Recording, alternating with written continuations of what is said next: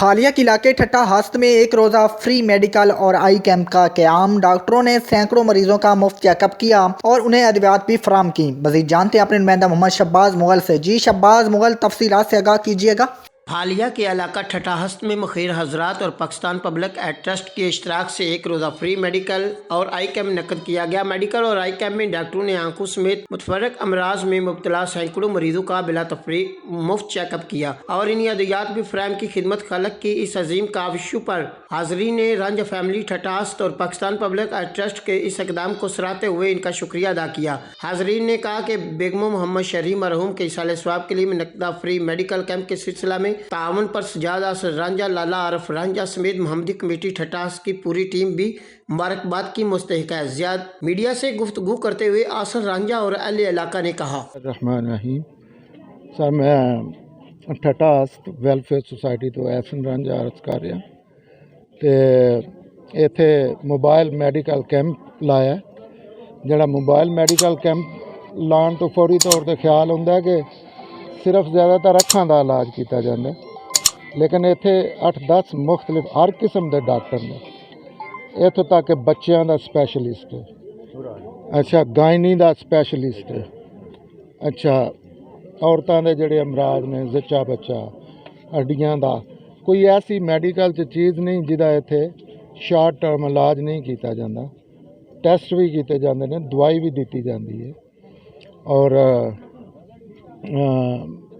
दूसरे जड़े ने कोई जहनी मरीज़ ने, साइकोलॉजिस्ट भी ने। बंदा परेशान रहिंदा है, लड़ाई झगड़े, दिमाग च खुश्की परेशानी है, हर किस्म के जड़े तुसी लाहौर जाके किसी हॉस्पिटल जो किसी डॉक्टर नूं मिल सकते हो, वो सारे डॉक्टर इत्थे मौजूद ने। तो सारे अगे दसना चाहिए सारे लोगों कि आउण आके फ़ायदा हासिल करन। ये बिल्कुल फ्री है, ये कोई किसी ने पूछना किसना नहीं, किसी भी किस्म का। बिस्मिल्लाहिर्रहमानिर्रहीम। अच्छा, अज ये साडे भाई ने इस काम की बुनियाद रखी है तो ये अहले इलाका वास्ते इंशाअल्लाह ताला इत्थे फ्री हर 3 महीने बाद इत्थे कैंप लगेगा और 3 दिन का कैंप होगा। जिहड़े ने वो भी फ्री किए जान दे और दवाइयाँ भी फ्री और डॉक्टर भी हर किस्म का स्पैशलिस्ट इत्थे इंशाअल्लाह और अखां दे ऑपरेशन भी इत्थे इंशाअल्लाह ताला होंगे। ते जी अस्सलाम वालेकुम। साडे भाई मोहम्मद आसर ने जिहड़ा काम मैडिकल का अस्पताल का शुरू किया, ये साडे इलाके के रिफाई कामां का एक बेहतरीन मरकज़ होगा इंशाअल्लाह ताला।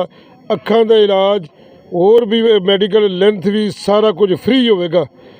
तो असी अपने भाईरां दे इस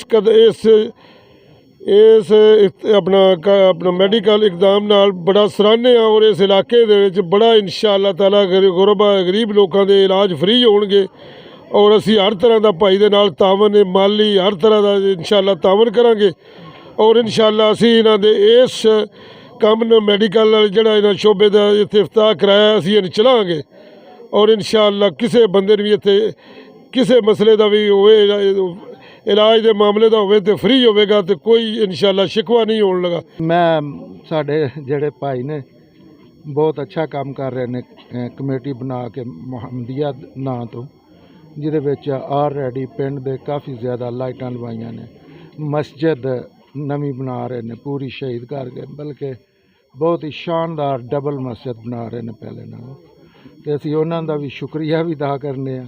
असी इस काबिल नहीं कि कर सकीए, साढ़े सारे नौजवान तबका जिहड़े कर रहे हैं और उन्हां दे नाल भी हैं और अगों भी ज़्यादा असी चाहते हैं कि वो इस सारे काम की जिम्मेदारी लैन, असी उन्हां नूं फॉलो करके काम करांगे इंशाअल्लाह।